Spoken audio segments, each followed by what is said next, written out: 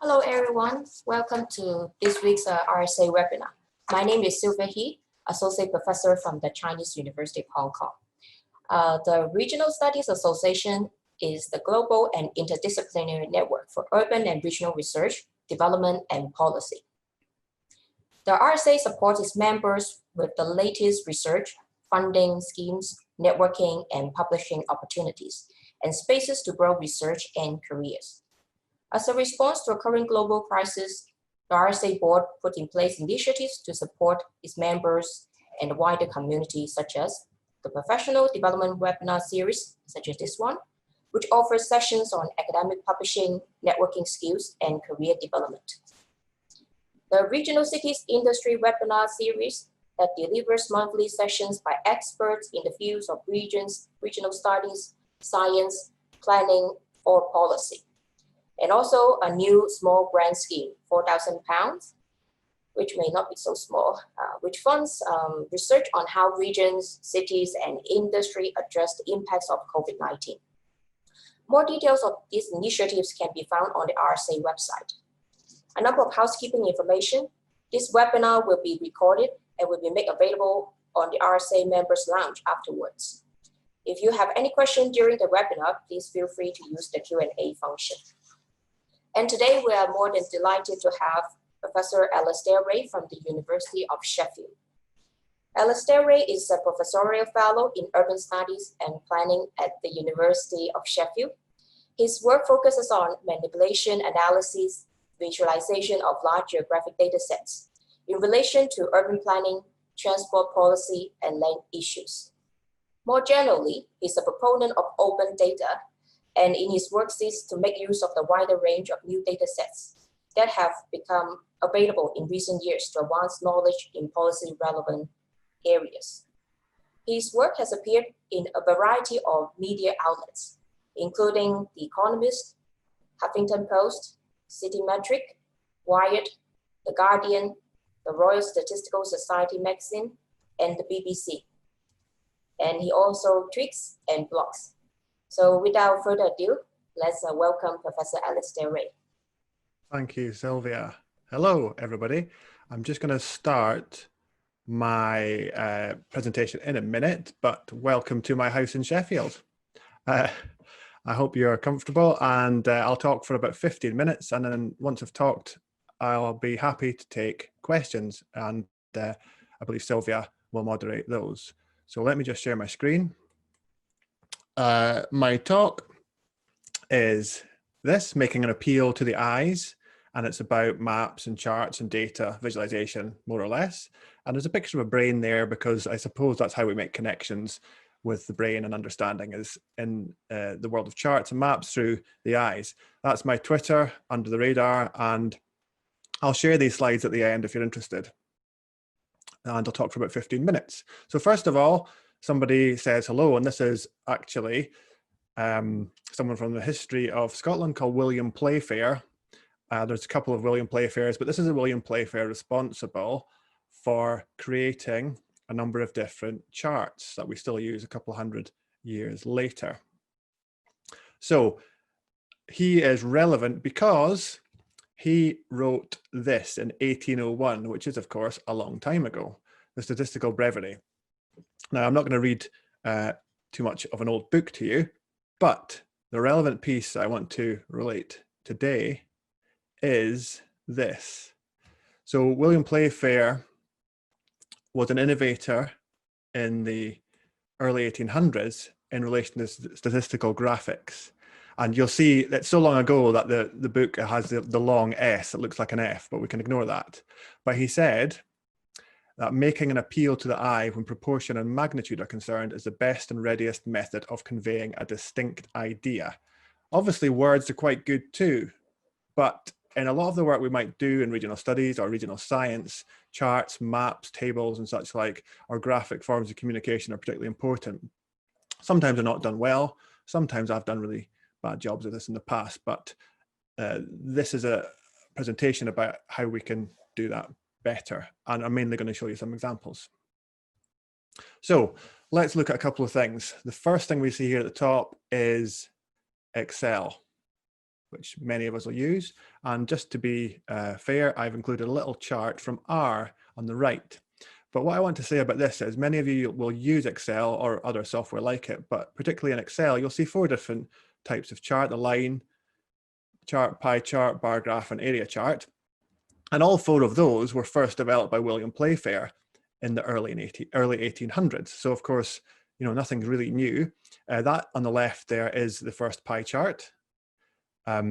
Very exciting. And of course, I decided to turn it into a 3D version because that's not what you're supposed to do. But I thought I would have some fun doing it. And we'll talk about that later on in relation to Waldo Tobler and something he said. So, in a way, none of this is really new, but of course, it's very powerful if we do it simply and we do it well. And of course, we can make jokes about pie charts too, which is quite good fun. I'm sure everybody's seen this. So this is a chart by William Playfair from 1824. And I wanted to show this one, particularly at this point in time, because everyone's been looking at a lot of charts recently, I expect. And this is looking at its chronology of expenditures and debt and price of stocks and bread and so on from 1770 to 1824. And it's just a line chart of various things over time. But if you skip forward one slide, you'll see, of course, John Byrne Murdoch's coronavirus tracker from the Financial Times. So obviously these techniques are very powerful, and I would argue they're powerful often because they're simple and easy to understand. So we'll get to that key message a bit later on, but compare those two. Obviously they're not radically different in terms of their layout and design. Okay. But of course, you can go too far with this. And Amanda Cox, who's very well known from the New York Times, talked about this and the idea that there's a strand of the data viz world that argues that everything could just be a bar chart. And that's possibly true. Maybe a lot of maps that don't need to be maps, for example, could just be bar charts. But she said that would possibly be a world without joy. And of course, I agree. Sometimes presenting data visually can be just for the sake of it, but of course it can add value and explanatory power, and it can make it more accessible too, which in academia isn't always the case. And talking about academia, this is an extract of a map and some charts from the very first edition of Regional Studies in 1967. And it's just about central shopping areas in England and Wales, and we've got some pie charts. So, this stuff in our disciplines has been with us for a long time. The techniques we use have changed. The software, well, we now have software when they didn't in the past. So that one of my points here is it doesn't really matter too much what software we use. I'm quite agnostic when it comes to that. I'll use whatever gets the job done. It might be fancy, it might be basic, it might even be embarrassingly basic, but that's okay. So I'm less about the tools and more about the end results and what we can do with them. But I'm happy to explain what I use for different visualizations later on. And I'm moving on to an idea from even further back in time, some Latin here, Latin for winning of goodwill, captatio benevolentiae. And I think that's quite important because I'll explain why in a second. So this is a quote from Cicero from 55 BC, so we're going even further back in time. He said, before pronouncing the speech, it's necessary to gain the goodwill of the audience. Now, of course, we've all been to talks where that hasn't necessarily happened. You can lose people at the beginning, but likewise with the spoken word and the written word, with graphics and charts and maps and such like, you can do this too. You can lose the audience, as it were, from the very beginning by making a number of poor choices. So I'm going to run through some examples from some recent visuals, and it relates to elections in the UK because we've had quite a few of them in recent years, and there's been a lot of maps and charts of them. So how can you kill goodwill? Let's have a look at these different ways that you can do that. So let's take a map on the right. You should see a map on the right that's transitioning between a standard map of election results in Great Britain and a map that just shows the colours where people live. And you can see it switches between that with a black background. Now, I'll just keep that running, but basically the elements and the ways in which you can lose people and get things wrong, you can produce maps or charts with the wrong shape, so a bad map projection. You can show too much, too zoomed in, too zoomed out. All sorts of ways it can go wrong in terms of the shape. But of course, then the colours are important. In this case, the colours relate to political parties. Any UK viewer will be used to associating those colours with a particular political party. Then, of course, some things, and I'll show you an example of this, do have a natural order. So getting the order of things wrong is not good. Then, of course, we know that people have pre-existing biases, and sometimes we show people what they want to see or not what they want to see, and this can, in effect, kill goodwill, if you like. Then, of course, we have people who already have some knowledge of the subject who are seeing our work, but then we have some people who have no knowledge. And this moves me on to context. Now, I think we can kind of talk about the death of context in some ways today, in the sense that if I was to post a map that for a particular audience online on Twitter, for example, it soon gets yanked out of context, and then people start complaining and not understanding what the original purpose was. And, you know, we don't have much control sometimes over that these days. That's different from if we're publishing in a journal, for example, but even then things could be taken out of context. Labeling is a good example. If I look at a map, the first thing I'll do is try and see where's my town and have they labeled it. And of course, if my town's not labeled, I'll be fuming. Why have they not labeled my town? How dare they? So there's those kind of things. And I would argue, you know, a good map is 90% labeling, which is of course a quote I just made up, but I think it's almost always true. And in terms of annotation, this applies to charts and maps and other types of visualizations. When I say redundancy is better than mystery, a viewer is looking at your visualization or map, don't make them guess what they're looking at. Sometimes a little bit of explanatory text is useful, more so than maybe is allowed by the default program you're using. And then the key element is simplicity. I think this is what people feel. They're busy, they don't have time for your nonsense. Get to the point. What are you trying to tell me with this visual or chart? So these are some of the principles I think about when I'm making maps and charts. To boil it down, really, two things I think are key. Simplicity from complexity. So it's a complex world. What we do is complex. There's lots of complexity, usually. So I try and distill some simplicity from that. But of course, that involves lots of compromises. So I think about this term called optimal compromise. I wrote about 2 of these in a paper a while ago. Yet, of course, sometimes in academia, I suppose, we don't get that. We get complexity from simplicity, and we don't get compromise. And sometimes that makes our work or other people's work harder to understand. So all this takes work. I'm going to run through some examples now, one by one, and at the end, I'll just sum up. So this is a map that I did for Google Trends, and it was looking at search. So how many people were searching for particular topics in the United States in relation to a forthcoming election in late 2018.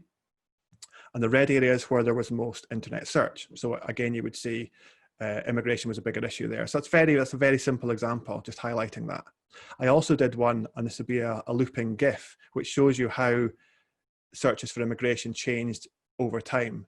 So every week there wasn't much change, but then it became a big issue in the news. And what you saw was the darker colors represent areas with higher search for immigration. And as the weeks went on closer to the US midterms, it became a bigger issue, and you can see the intensity and numbers were growing.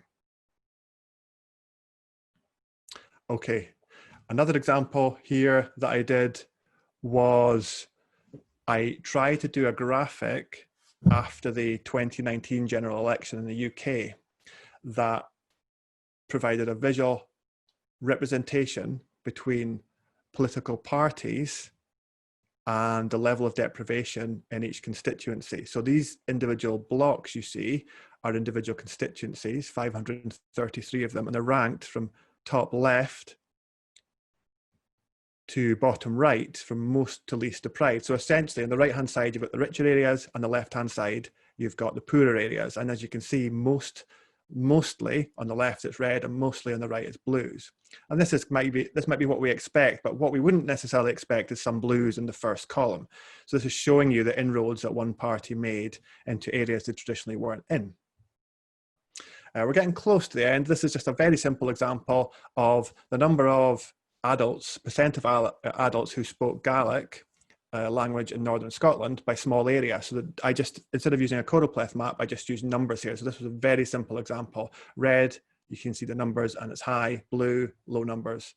And you can see the geographical relationship and spread here of this data.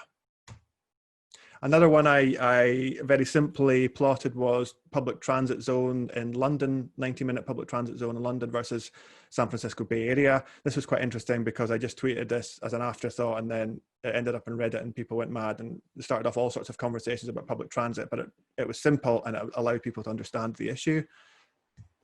I'd also been doing some work on the proliferation of Airbnbs. So sometimes the point of a map is just to show a lot, and that's what this one does. It shows you Airbnb listings in Edinburgh city centre. That was for a piece of work I did commissioned by the Scottish Government. More recently, I'd been mapping population density. I'd done a paper on this with a couple of colleagues, and I decided in March or April to try and plot this for the whole world. So I did a whole series of these, and they've appeared in various places, including in El País, a newspaper in Spain. So this was just looking at population density, and it's a 50-kilometer grid I put on the screen there. And that's my background actually at the moment. I just plotted where the people are using a global population density data set. So this gives an easy at-a-glance view. And coming back to the fun thing, I met Waldo Tobler in Santa Barbara, 2013 or something like that. But from his paper talking about the first law of geography, there's a statement in it. He says he was just having fun doing an animation, and he didn't expect certain things to come from it. And so I suppose that the first law of data viz coming from that would be don't overdo it. We can overdo this. Okay, so what am I trying to say? Let's move towards summing up. John Bibby, a good map has to mention Yorkshire. Very good. What am I trying to say here? The power of maps or viz is huge, but of course, I think to do it simply and well, it does take a lot of thought, a lot more thought than sometimes we see going into things. I would also say, you know, much of what we might do as policy people or academics is on printed page or PDF, but we need to think beyond that because there's many different platforms. Sometimes experimentation, or what Waldo Tobler called fun, can lead to interesting things and new ideas, which is often what happens to me. And then, of course, I shouldn't say that I'm trying to set myself up as the ultimate expert here. I've made loads of bad maps myself and loads of bad charts and things that are incorrect as well. But I keep trying to get better and innovate and distill as much as I can of the complexity in the world into simple maps and graphics, which make a connection with people through a number of different platforms. And sometimes that works, sometimes it doesn't. Okay, thank you for listening. I'm going to leave this on screen so you can see where to get the slides. And then I think I've probably talked for long enough, I think within time. So I think I'm going to switch back to Sylvia. Is that correct? I'll stop sharing my screen and then. Okay, thanks, Alasdair. It's a very wonderful presentation. A lot of figures and very lively Q&A session already. So here are some questions raised by the audience. The first one is comparing maps versus tables. So what do you think? Maps only convey maybe partial results, and whereas tables have accurate numbers. So do you think maps in a certain extent present only the inaccurate result or partial information compared to tables? So just to check, the question is about maps and if it's useful to present partial results in maps? Yeah, versus tables. Do you think maps is an accurate way of presenting results? Comparing tables, we can see the exact numbers and statistics. Yeah. So, well, I think for me, it depends on the, sort of the end use. I think anything that allows me to know the exact number is sort of preferable. But if it's just about conveying the general impression or a pattern, a choropleth map, for example, can be quite useful. But I think if we're looking at public data that's really, really critically important, I think we always need the raw data. So my preference would be to have the original source data. Having the map, a good example of this would be something from yesterday in the UK. One city, Leicester, was having a local lockdown. So my first question was, where exactly is the boundary? And what was published online was quite a low resolution image. So you couldn't tell exactly if your street was in or out.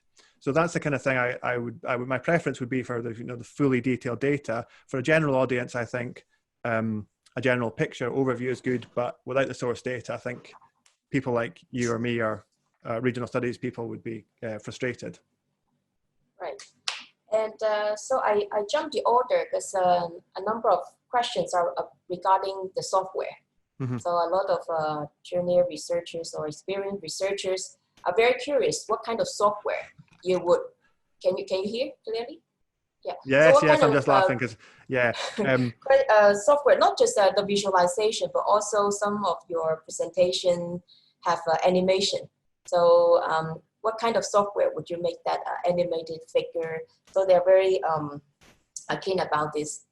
Yes, well, I would say for nearly all the map stuff, I use QGIS.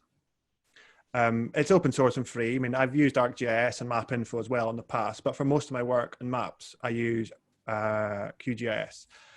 For the animations, now you can do those animations like those looping GIFs. You can do that in Photoshop, but I use what is essentially the open source version, which is called GIMP, which may sound slightly strange to some native speakers. That's what it's called. It's very good. And I have, when I say about this, if you were to look at my blog, you would see tutorials on various things. So I've got tutorials on creating these GIFs on my blog and creating the maps. For the 3D map you see behind me, that data is the EU published global population density data in 2017-18. And that is me plotting that data in a new piece of software called Arealod. Again, it's open source, it's free, and I've got tutorials on my blog for that. But to actually answer the question, some of this sounds quite fancy. Occasionally, I'll just start playing around with something, just drawing graphics in, like, let's say PowerPoint, or the one, let me just show you this. So if I put this in my background, so this one, can you see that? So that graphic behind me that I showed you, that was in Excel using conditional formatting. I never really meant it to be a graphic. I spent half an hour playing around with colors and came up with that. And then I ended up just adding on labels in Illustrator or something. So I do use whatever fits, basically. And I'll use whatever. I mean, if it's open source, great, but it just happens to be. Yeah, but if people are interested, you should look at my blog and you'll see a variety of tutorials.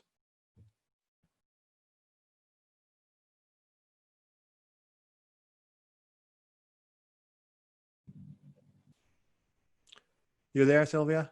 Yeah, sorry, I think the internet got okay. It's fine now, sorry.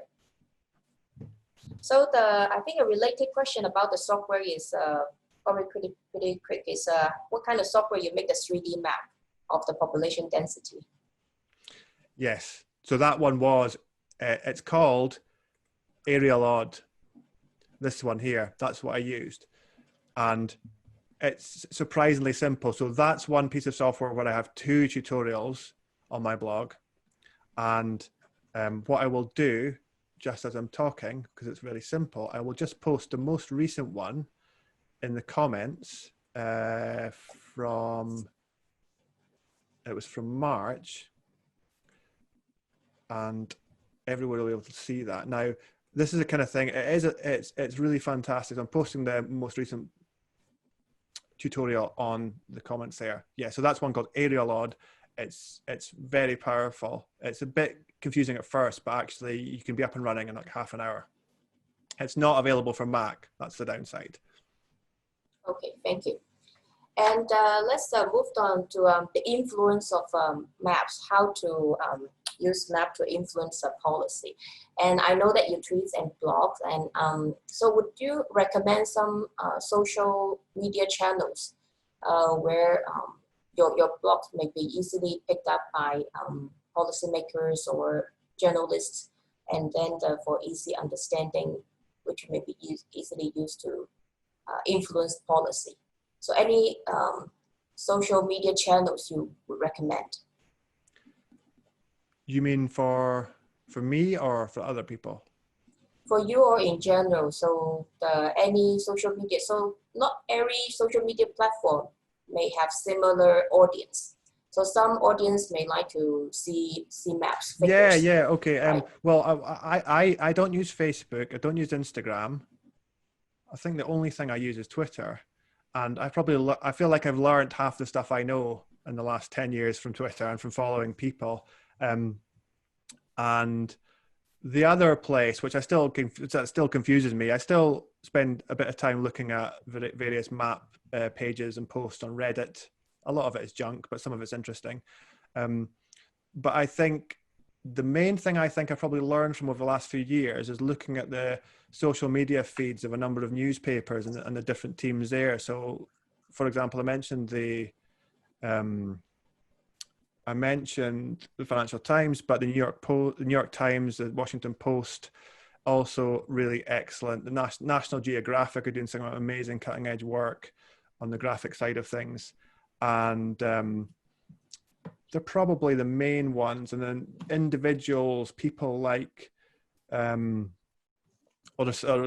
quite a lot of individual innovators like Lauren Tierney, or Joshua Stevens, who works at NASA. So some of those people I follow, I just feel like I've learned an awful lot from just understanding the way they do things. And then, of course, people, I noticed in the comments, John Bibby mentioned Danny Darling. So Danny, who used to work in Sheffield in the floor above me, and I've worked with a bit, he's done stuff many years ago. And then, of course, the only other thing I would say is going back in time to look at some of the older work. So it maybe not Playfair, but maybe the early work of people like Waldo Tobler, or early work for something like 1959 Chicago area transportation study. You can see that online in archive.org.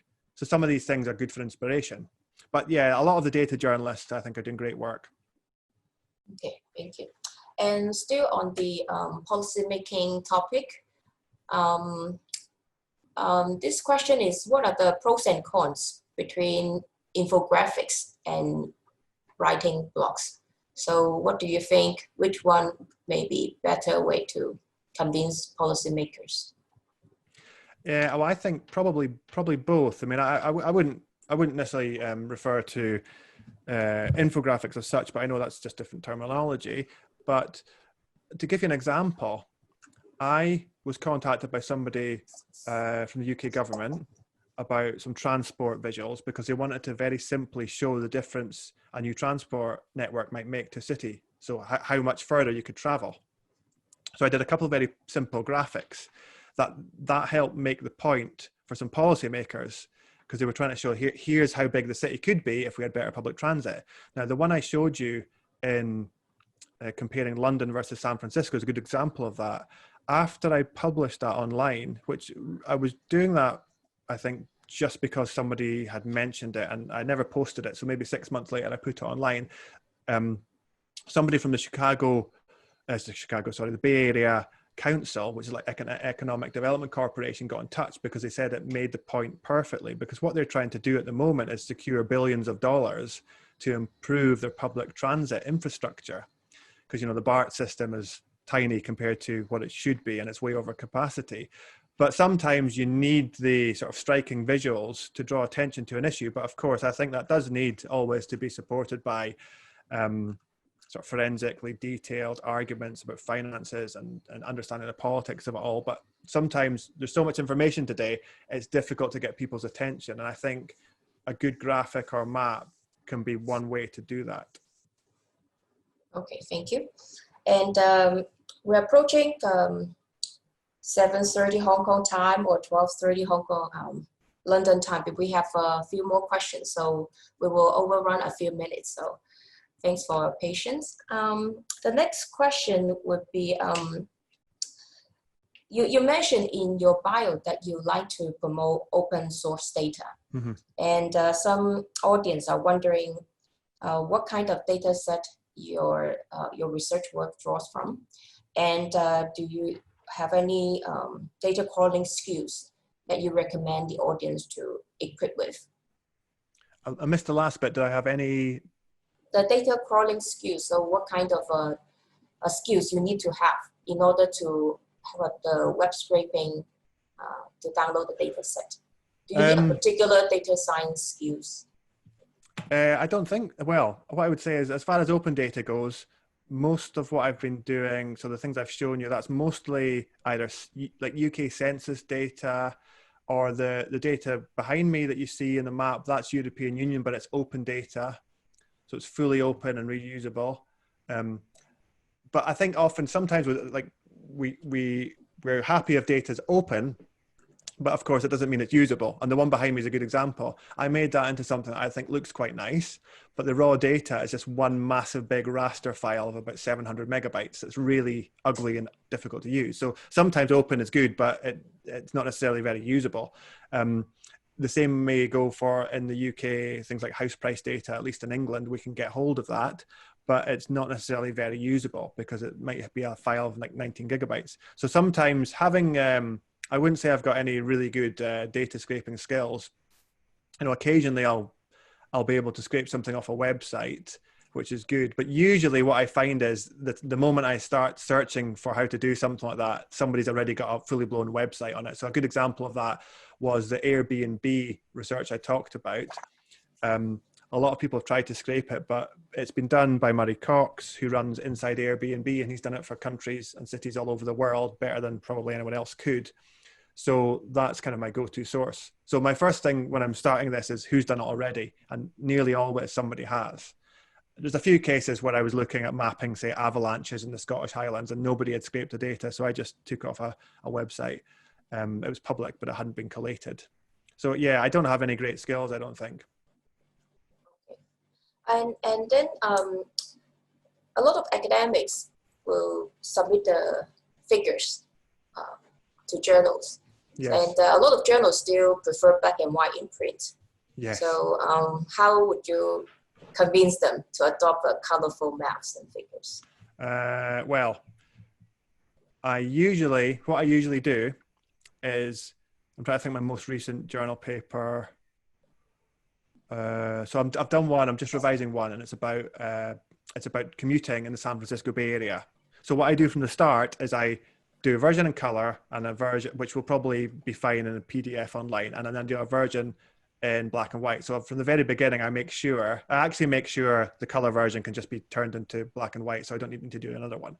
But I know I'll have to fit the journal formats. But one of the motivations for doing more of this stuff in the first place was kind of related to that. What goes into a journal can be quite boring and uninspiring and treated like an afterthought. But I have so much analysis and data behind it that I don't want it to go to waste, which is part of the reason I started a blog in like 12 years ago, because I had a lot of material and I thought this is quite interesting. Other people might be interested in it. So yeah, the restrictions in journals can be quite difficult. All I would say is occasionally I've chosen to publish somewhere else just because it offers more flexibility. So a paper I published with Garrett Nelson in PLOS One, which is just about the largest open access journal, that had lots of colorful maps and graphics in it.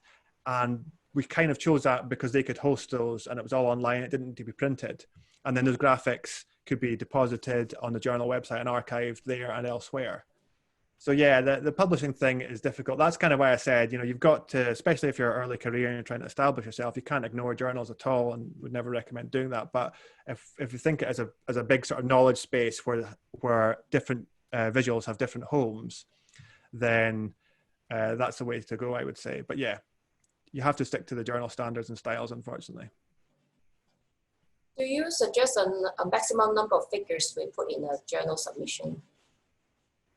I suppose as I've previously tried to put too many in because I thought they looked nice, but I would actually say as no more than is necessary. Partly because the first thing you do when you get comments back is the paper's too long, cut it down, or can you say more about this? So you usually don't get enough space, and that's the problem. That when my recent journal article, the comments are something along the lines of, "You haven't said enough about this." And of course, you're already at the word limit. So I think you have to be, I think one very good, clear figure can be much more powerful than two or three. Agree. Okay, and next question is more specific about the map of the constituency by political party. And so the audience would like to know what is your thinking process. So how did you decide to create this map of constituency by political party and the level of deprivation? So what is going through in your mind in order to get this wonderful figure done? My idea was, so I was at work, it was 4:30, and I was thinking about going home in half an hour. And usually you have an idea, you think, oh, this will take me half an hour, and it takes like 6 weeks or 6 months or the rest of your career. But this one actually, I thought I'd take half an hour just to experiment, because my question started with a question: what does the relationship between deprivation and political affiliation look like at the constituency level? So we'd expect that to be, like we know, maybe poorer areas were more likely to vote Labour in the UK, and Conservative likely to be the wealthier areas. And that's pretty much what you see. But if you look, the figure behind me, in 1997, when Tony Blair was elected, those first three columns represent the most deprived 30% of England. Those first three columns in 1997 were completely red. And in the UK, recently they've talked about the red wall, that was completely red. The first three columns were completely red. There was one single orange block for the Liberal Democrats. So I've done a few versions of these. This is the most recent election, but what you see is kind of a breaking down of the sort of traditional link between the two. And of course, there's more complexity and subtlety underneath these figures. But it was really me trying to understand, does this look like I think it would look? And broadly it does, but there's some interesting nuances. So sometimes it doesn't tell us anything, at the aggregate level, anything magic or new, but it gives us a bit more detail and insight than we might have got from just plotting it in another way. And partly it was just me trying to figure out if I could do this quickly in Excel, and it turns out I could. All right. And one question is about any journal that will publish 3D mapping. Is it a rare thing? I actually think, I'm pretty sure, Sally Hardy could confirm, but I'm pretty sure that Taylor and Francis journals allow you to publish supplementary figures such as that. And certainly some of the open access ones that I'd mentioned before, like PLOS One, that's a possibility.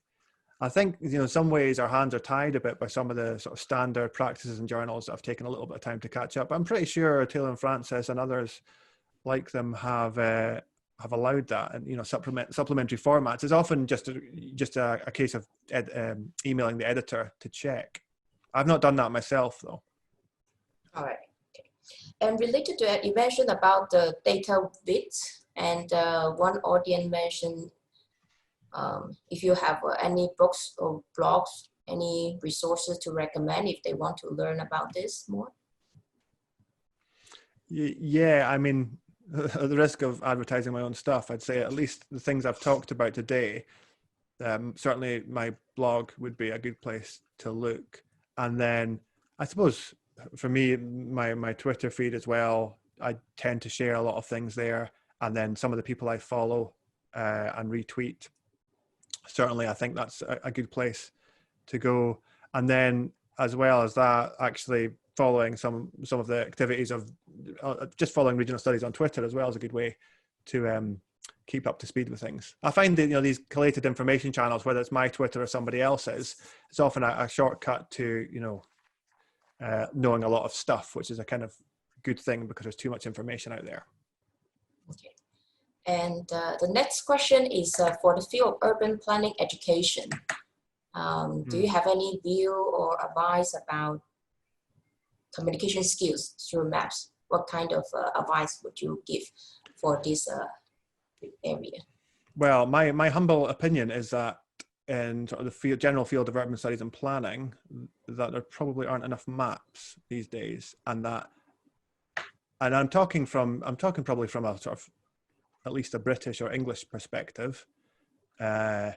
In that, if you pick up a book on spatial planning, so for example, I reviewed a book on spatial planning, and I for a journal a few years ago, and I think it was a very good book. I had no problem with it, but I think I had no maps in it, or maybe one map. So when I think about spatial, I think about maps. Now, I think that the sort of, say, for example, the German tradition or the Dutch tradition in this, or Chinese tradition in this is probably much still more map-based, and possibly more so in the United States as well. But I think partly because it's become so maps have become so associated with specific pieces of software, where in the past it was more, maybe drawing or freehand and design related. But yeah, so I think there should be more maps and more spatial skills. But I know that's difficult to fit into the curriculum, so it's a question of how do you do it. But I'd certainly like to see more mapping, because I think it has the power to connect and influence and change the world in a small way. Okay, thank you. So I guess that would be the last question.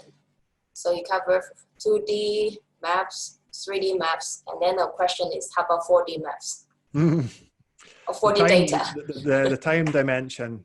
Yeah, I would say I didn't show it, but one of the examples I showed was a load of dots in Edinburgh showing Airbnb locations. But of course, the key variable missing there is time. Those people aren't there all the time. It's not all year round, and that's the kind of dimension with online tools. You can, for example, QGIS I mentioned, you can animate it. So adding that dimension in sometimes can be an extremely powerful explanatory variable. Okay. All right. So thank you all for all this wonderful information and sharing with us a lot of useful tools. I think the audience can also go to Professor Alasdair's blogs and website to learn more about that. And just a reminder that this is a weekly series, and more information about the following future webinar can be found on the RSA website. So thank you so much, Alasdair, and thank you for joining today's webinar. Hope to see you again next week. Bye-bye. Goodbye.